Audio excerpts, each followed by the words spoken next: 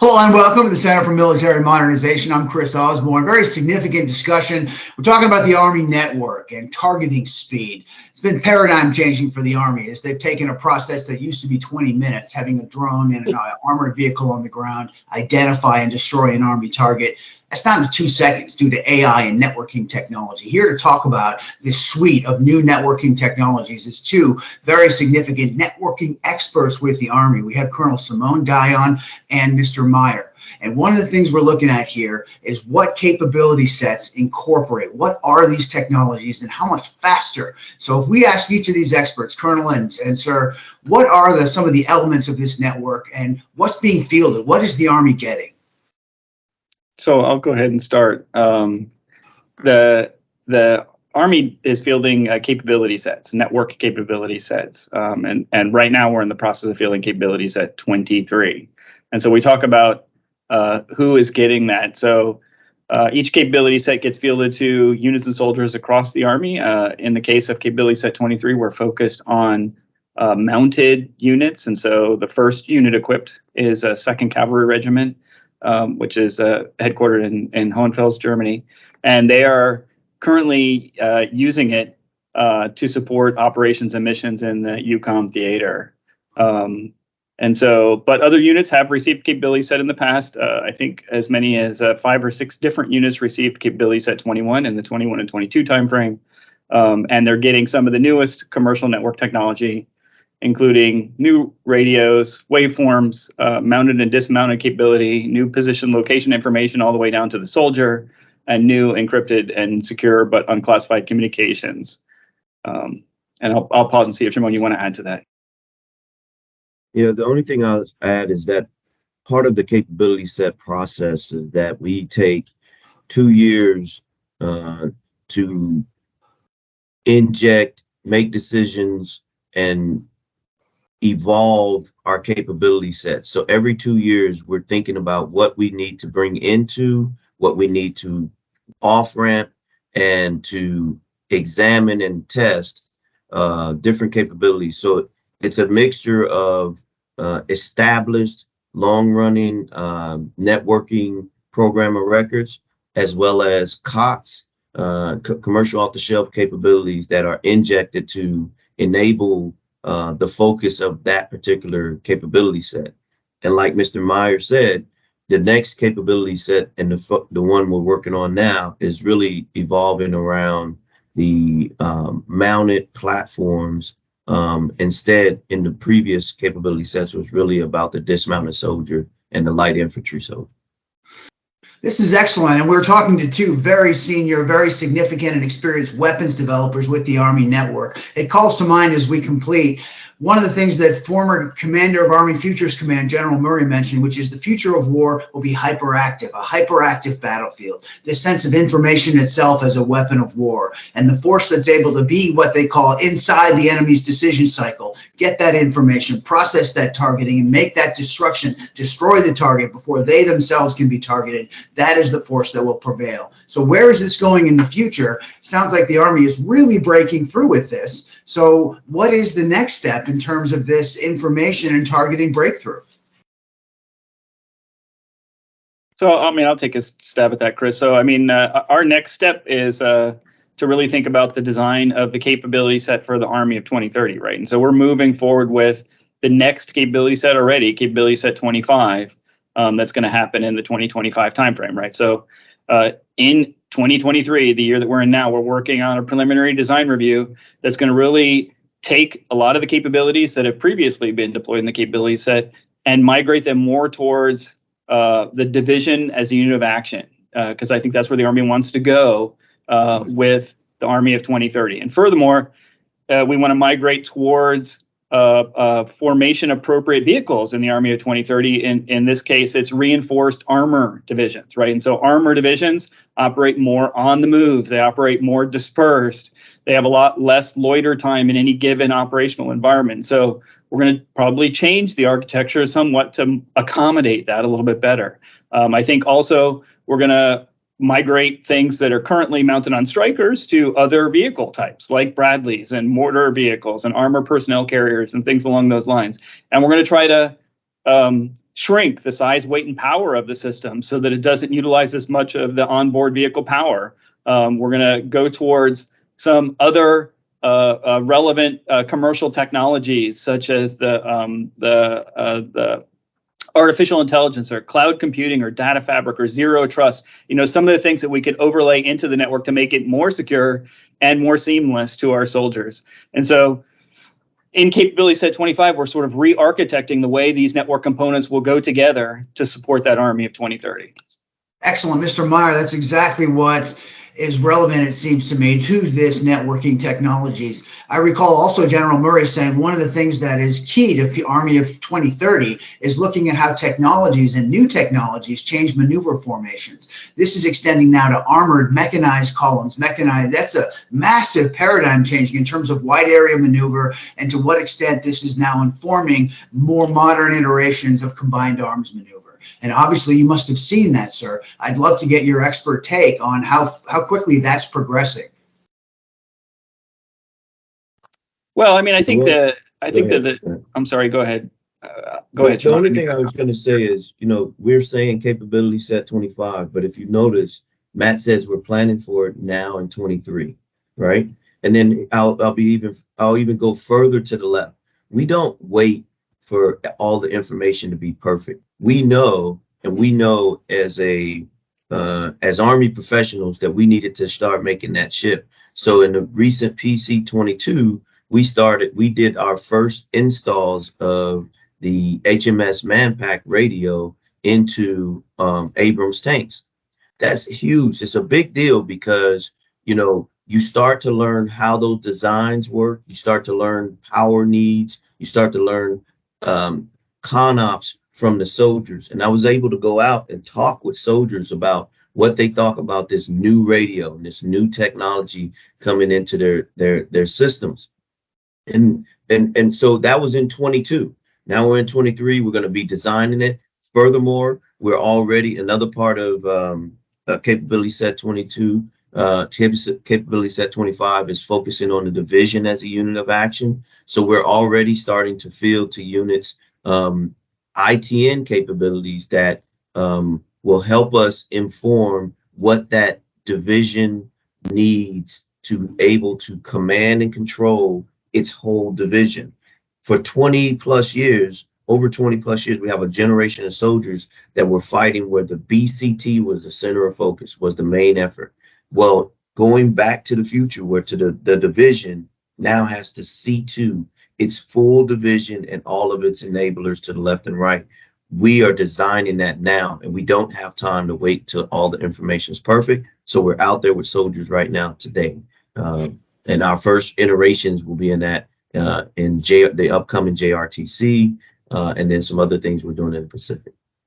Colonel, I'm really glad you said that about the ITN, the Integrated Tactical Network. When it comes to information and networking, this is paradigm changing for the Army, because going all the way back to FCS and jitters, there have been years of efforts to get this kind of at the edge interoperability, which arguably is kind of now happening. It might not be as jazzy as a tank or a 777 artillery, but when it comes to the future of war, I'd love to get two expert takes, because you saw this live fire. How is this going to make future war different and more capable for the force? Because you saw these dynamics. You're talking concepts of operation. What are both of your thoughts on that? Yeah, the one thing I'll go back to is we as an Army don't fight and win alone, right? In Europe, their biggest challenge, one of the biggest things that they want to make sure that they do is that they're fighting with coalition partners. The decisions and the network moving to an unclassed enclave makes that coalition interoperability so much more seamless and so much quicker, because our coalition partners can buy almost the same radios that we buy.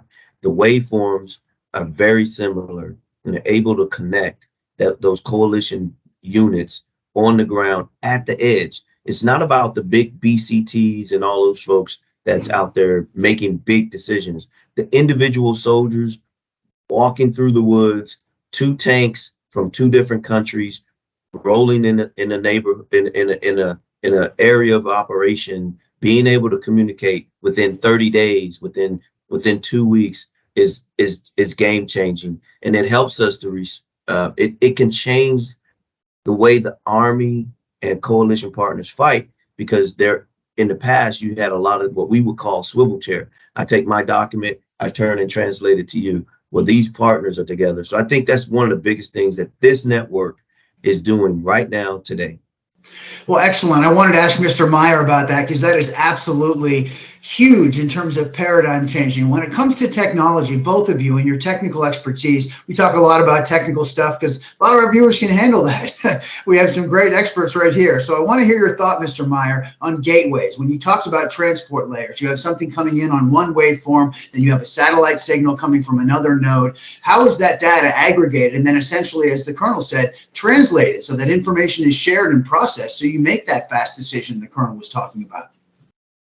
Yeah, I would say the Army has actually had the ability to do some auto pace technology for a while now, and we have what we call the colorless core in the network. But basically, what that means is you're right. If you're a joint or coalition partner, you can communicate on one radio or waveform that's instantly translated and carried over through a gateway to another radio or waveform or another network technology, and it makes the network seamless.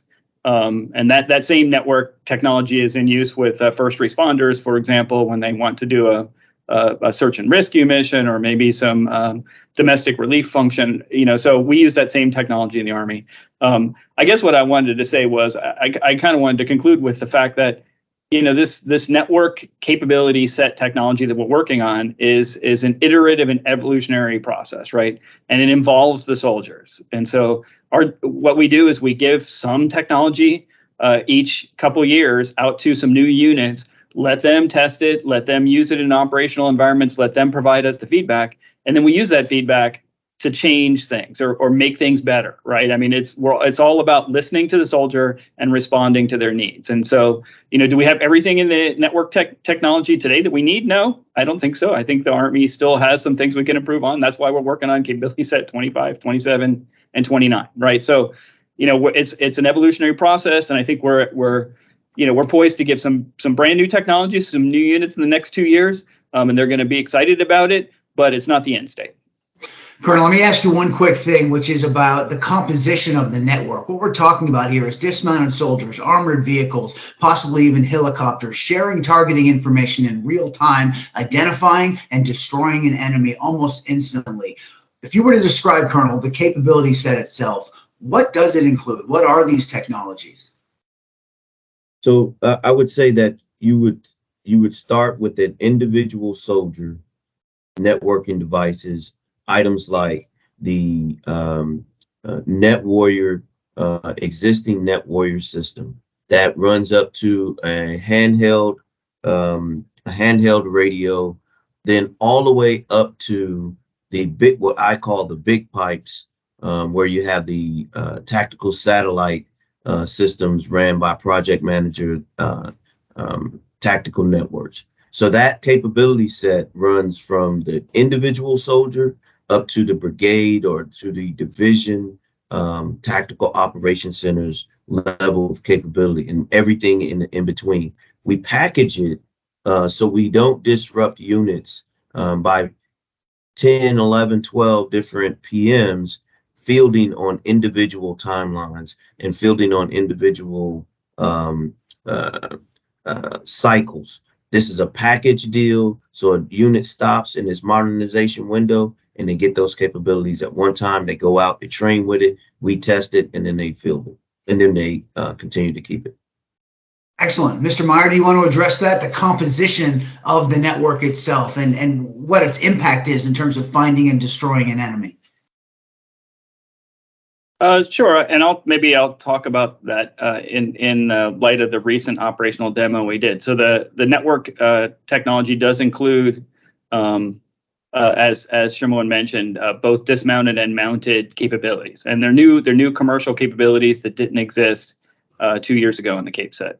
So new waveforms, new pace solutions. The ability to take position location information from a mounted platform and instantly transmit that to dismounted soldiers, so that when they deploy and do a particular shaping operation, they have like a lot more technology, a lot more capability at the edge than they had before. And so at the most recent ops demo that we did in Hohenfels, Germany, in the January-February timeframe, early February, we did a demonstration during a live fire combat training center rotation for the 2nd Cavalry Regiment. They were doing their Joint Multinational Readiness Center exercise, Dragoon Ready, and they were demonstrating this network, from mounted strikers, doing different types of Army missions. So movement to contact, occupy missions, shaping, defensive, offensive,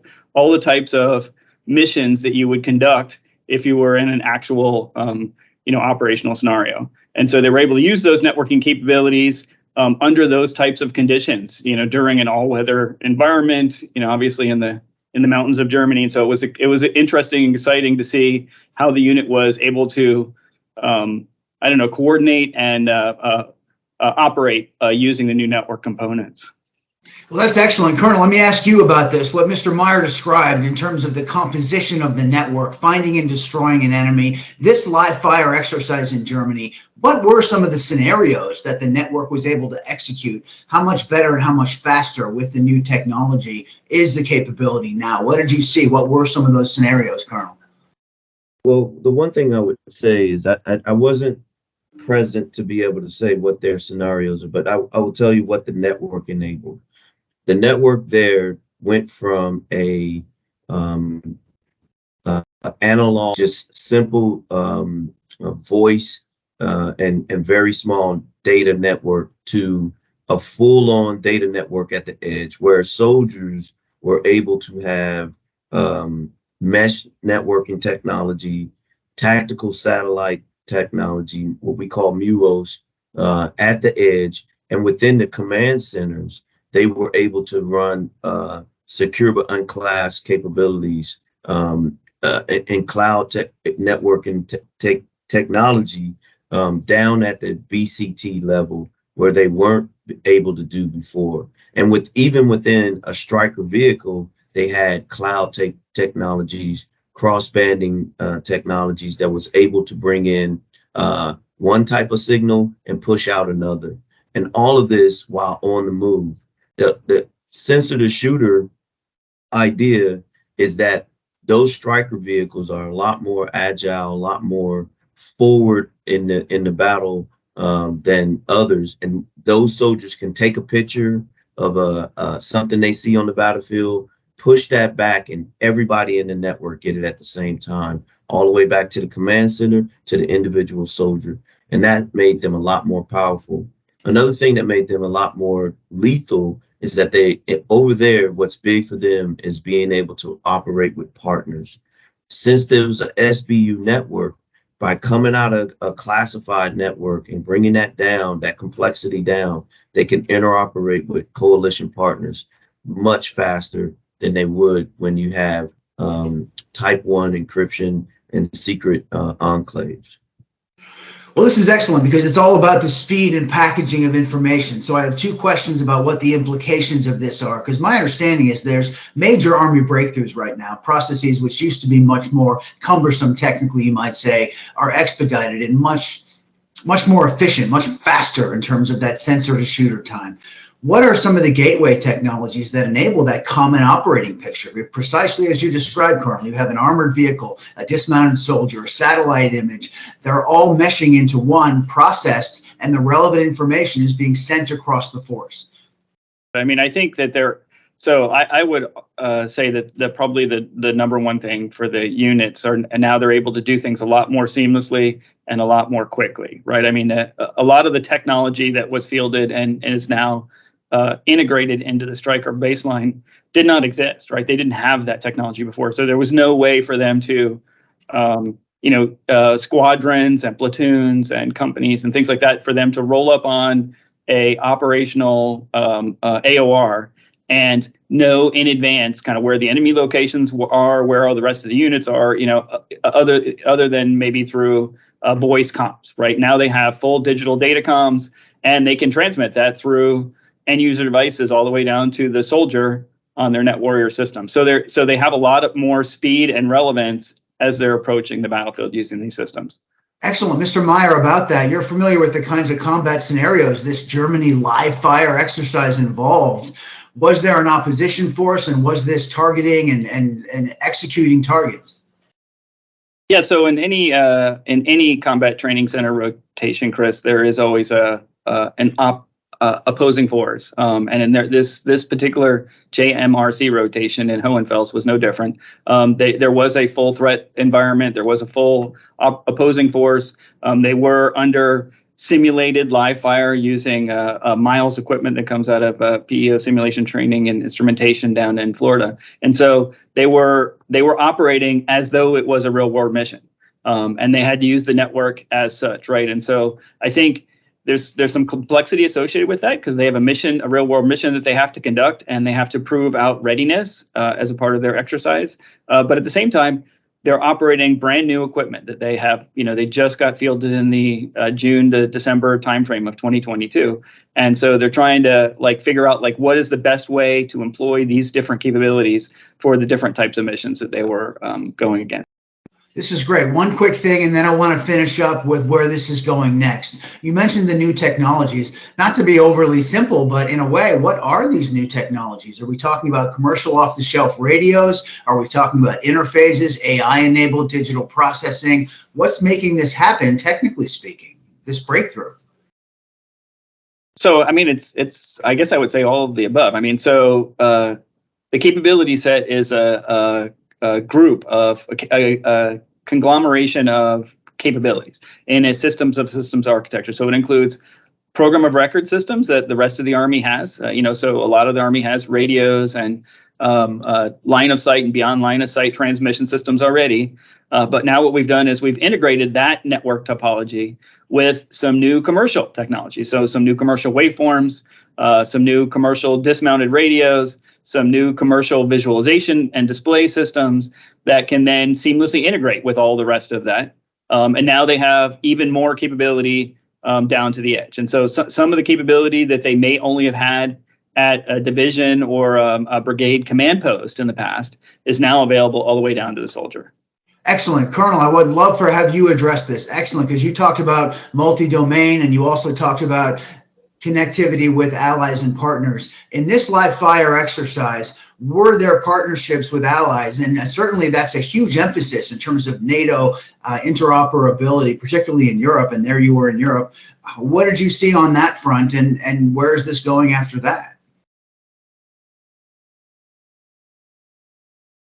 Right. So as I understand it, I believe they were one of their partners that they were tied to was the Poland Army, and one of the technologies that even the unit, we don't claim in the PM world that we have all the best ideas, but the unit had found ways to and technologies that was able to do voice translation, where they would speak a order over a radio, and then on the other end in English, and on the other end it would come in Polish, right? And then vice versa, right? So the unit was being creative, and we as a PM community were also observing these things as well. Another key enabling technology that I think warrants some discussion is the idea of a variable height antenna, a drone antenna, right? A drone antenna becomes a retrans, where in the past you would have to take a truck with two soldiers, go up on a hill, make them exposed, put them closer to the enemy or between the enemy, and have them unsecure, where now you can just take this box about the size of a coffee table and raise the antenna up, extend your network, and when it's time to move, you lower it back down, take it and move it. Things like that. Commercial technology makes the soldiers much more lethal, because you can move the network and evolve the network and make the network itself a moving target for the enemy to have to chase and figure out and expose themselves before they can jam you. So I just think that that's one piece of technology that is cutting edge, the Army's getting as fast as we can get it, but it's right off the shelf, and it's just a drone that a drone antenna with a radio put up under it. So. Well, I love the technical expertise. So I have one last question. The Colonel mentioned cloud. And when it comes to aggregating information, one of the longstanding questions you have when it comes to multi-domain networking, different transport layers, is security. And both of you touched on this. You have encryption, you have hardening these networks. The more network reliant the force becomes, then arguably the more vulnerable it could become to jamming or hacking. What are each of your expert technical takes on how that's maturing in terms of being ready for a future war and not be as jammable or as vulnerable? Colonel, go ahead.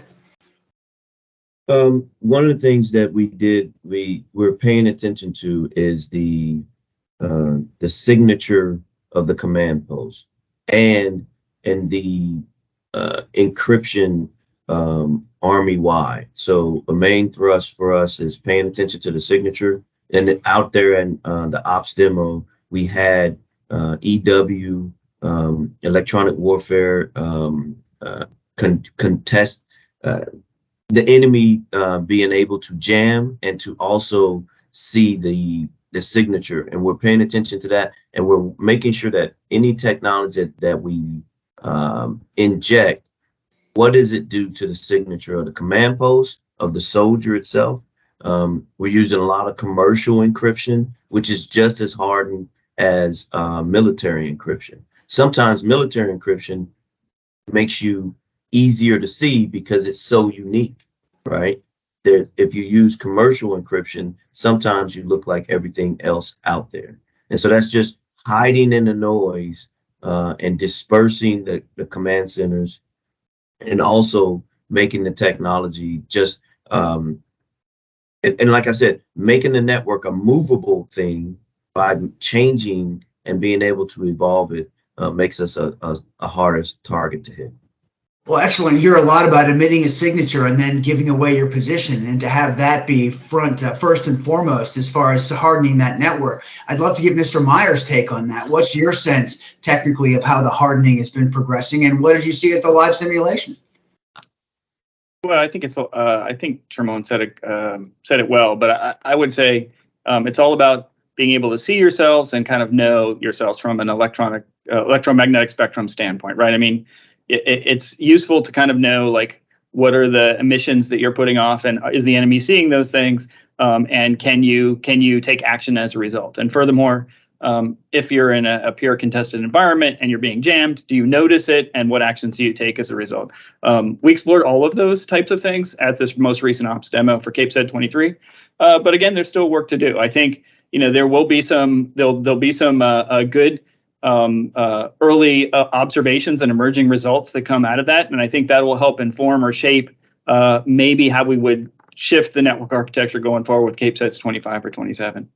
This is excellent. Colonel Daiyaan, Mr. Maier, so much to discuss. This is our last question. The expertise is so excellent. We want to talk for hours here. I know we're pressed for time, but I have a key question for you, which is when it comes to the implications of these scenarios, where you're talking about OP4, enemy force, armored vehicles, drones. Paint a picture for us so that this is so critical to the future of war. Paint a picture for us about what this would look like in a future war scenario. Drones, armored vehicles against enemy armored vehicles. What did you see in Germany on this live demo? Yeah, I guess I'd say that I think it's all movement or progress in the right direction for the Army.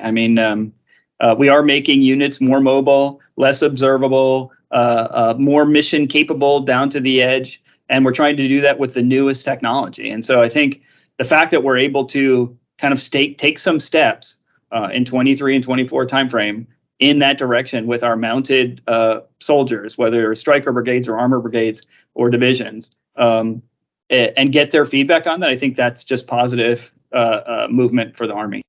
Colonel, I think your thoughts about the future of war and concepts of operation were so critical.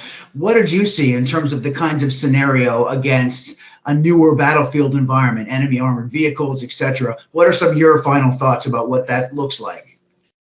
My final thoughts was this was the first step away from fielding just to light infantry units.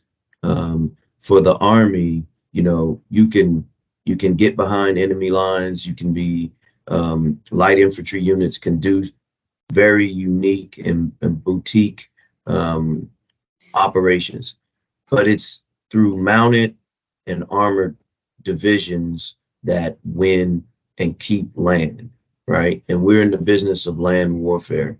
And us as a network team and as a responsible for modernizing the network, we are making that first step. So if you think about it, you went from the foot soldier to the wheeled soldier. Next step will be to the tracked soldier.